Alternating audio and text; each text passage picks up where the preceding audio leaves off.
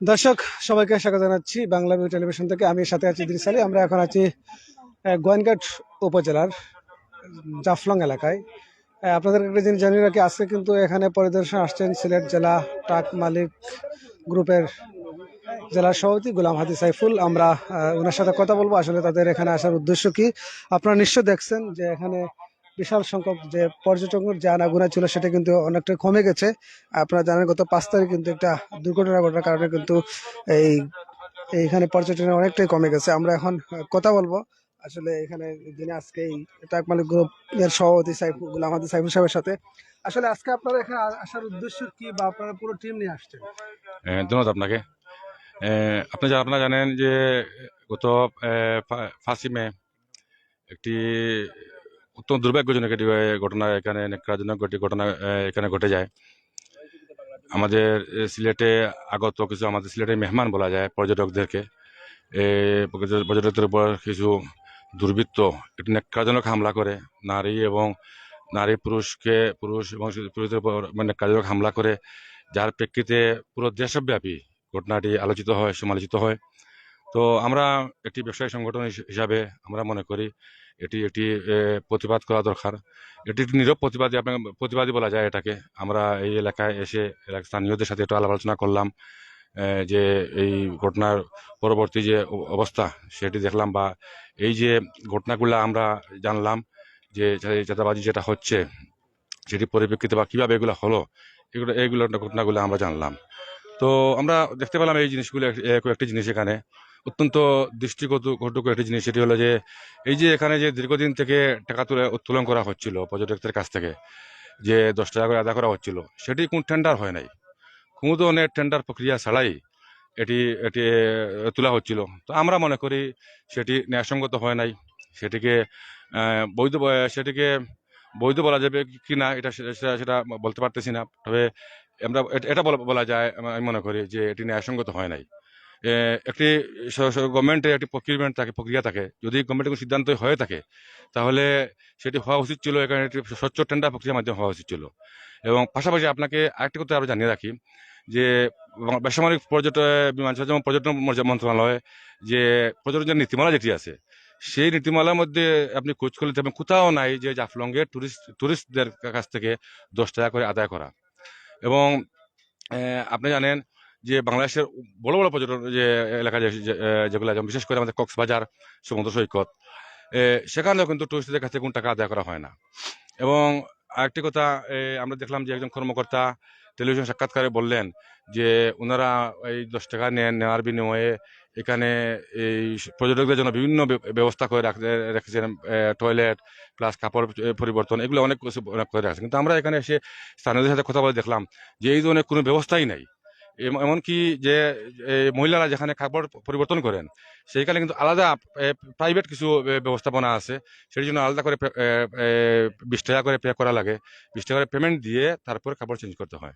তো এই জিনিসগুলো, ঘটনাগুলো অত্যন্ত দৃষ্টিকটু এবং দুঃখজনক।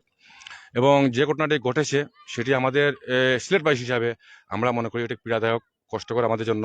আমরা সিলেটবাসী আসলে পুরো বাংলাদেশে আমাদের একটা সুনাম আছে, আমরা মেহমানদেরকে আপ্যায়ন করি। তো এই যে ঘটনাগুলো যেটি ঘটেছে এই ঘটনা যাতে পুনরাবৃত্ত না হয়, এবং পাশাপাশি আমরা দাবি করব এইখানে যে 10 টাকা করে নেওয়া হচ্ছিল যেটি যেটি অন্যায্যভাবে যে 10 টাকা করে নেওয়া হচ্ছিল সেটি যাতে চিরতরে বন্ধ করা হয়, সেই দাবি আমরা আপনার মাধ্যমে করব।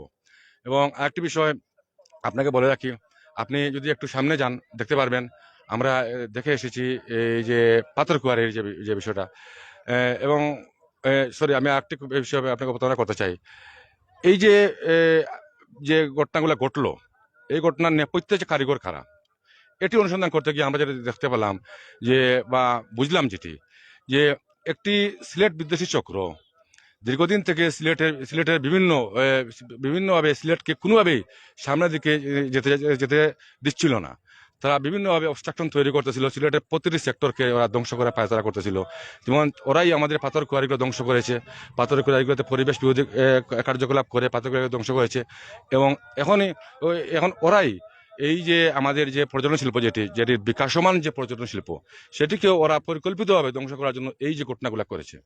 তো আমি আপনার মাধ্যমে সিলেটের প্রশাসন সহ আমাদের সিলেটের আমাদের সকল মাননীয় মন্ত্রী মহোদয়গণের কাছে আমি আহ্বান জানাবো যে আপনারা নিরপেক্ষভাবে একটি ভালো তদন্ত সংস্থা দিয়ে তদন্ত করে আপনারা দেখেন যে এই সমস্ত দুর্বৃত্ত যারা আছে ওদেরকে যদি ওদেরকে যদি এখনই ধরার সময় ওদেরকে যদি না ধরা হয় তাহলে সিলেটকে নিয়ে আমাদের বিভিন্ন মন্ত্রী মহোদয় বা বিভিন্ন রাজনৈতিক নেতৃবৃন্দ বা আমরা সমাজের যারা গণ্যমান্য ব্যক্তি আমরা যারা একটা ভালো স্বপ্ন দেখি যে সিলেটকে নিয়ে আমরা আমরা একটা সুন্দর স্বপ্ন দেখি সেই স্বপ্ন বাস্তবায়ন করা সম্ভব হবে না।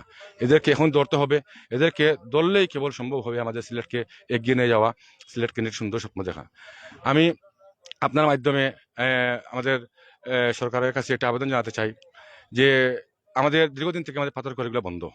পাথর কোয়ারিগুলো বন্ধ হওয়ার কারণে আমাদের কয়েক লক্ষাধিক প্রায় 10 লক্ষের উপরে শ্রমিক আজ অনাহারে অর্ধাহারে জর্জরিত। ওদের শ্রমিক পাশাপাশি আমাদের কয়েক লক্ষ ব্যবসায়ী যারা ব্যাংক থেকে কোটি কোটি টাকা লোন নিয়েছেন, ঋণ নিয়েছেন, ঋণ নিয়ে এখন টাকা আদায় করতে পারতেছেন না। এই পাথর উত্তোলন বন্ধ হওয়ার কারণে ওরা খুবই কষ্টের মধ্যে দিন যাপন করতেছেন। এবং পাশাপাশি বিদেশ থেকে যে পাথর ইম্পোর্টগুলো করা হচ্ছে এখন প্রায় 6 থেকে 700 মিলিয়ন ডলার প্রতি বছর আমাদেরকে আমদানি ব্যয় মিটিয়ে এই এই যে পাথরগুলো ইম্পোর্ট করা লাগতেছে।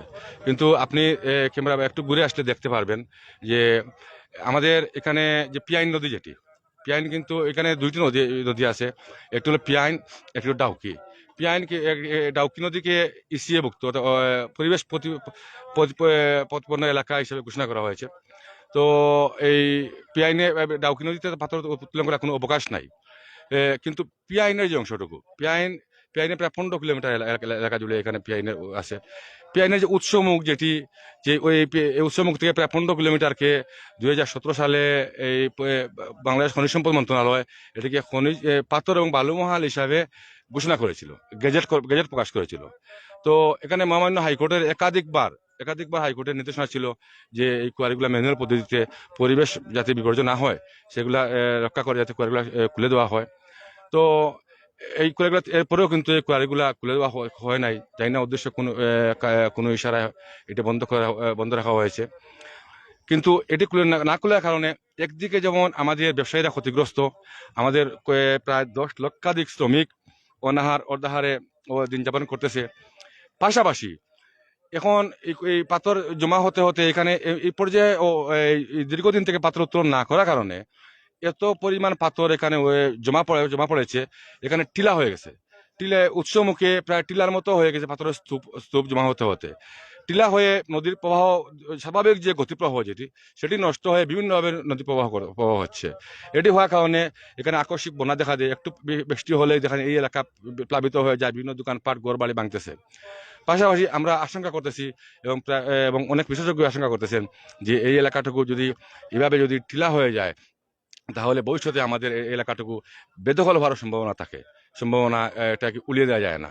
তাই আমি প্রশাসনকে, সরকারকে অনুরোধ জানাবো, আহ্বান জানাবো, আপনারা এই সব দিক বিবেচনা করে, পরিবেশের দিক বিবেচনা করে, প্লাস পাশাপাশি এই যে আমাদের যে কয়েক লক্ষাধিক শ্রমিক এবং মালিক এবং আমাদের পরিবহন মালিক শ্রমিক যারা এখানে পণ্য পরিবহনের কাজে আমরা যারা পাথর পরিবহনের কাজ করতাম, সবার কথা বিবেচনা করে যাতে পাথর কোয়ারিগুলা অবিলম্বে পাথর কোয়ারিগুলা ম্যানুয়াল পদ্ধতিতে খুলে দেওয়ার জন্য আমি আহ্বান জানাচ্ছি।